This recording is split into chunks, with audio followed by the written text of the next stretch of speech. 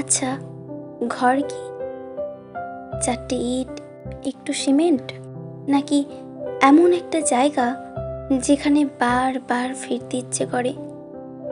ঘর কি শুধু সেই ঠিকানা যেটা ভোটার কার্ডে লেখা থাকে, নাকি সেই মানুষ যার সামনে নিজের মনের কথা লুকিয়ে রাখতে হয় না?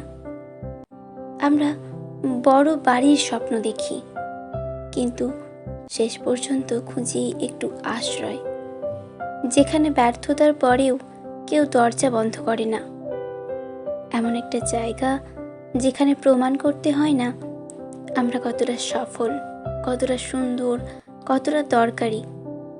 শুধু আমার আমিটাই যথেষ্ট। হয়তো তাই অনেকের বিশাল বাড়ি আছে, তবু ঘর নেই। আবার কেউ কেউ ভাড়া করা ছোট এক কামরাতেই সবচেয়ে নিরাপদ ঠিকানাটা খুঁজে পেয়ে যায়।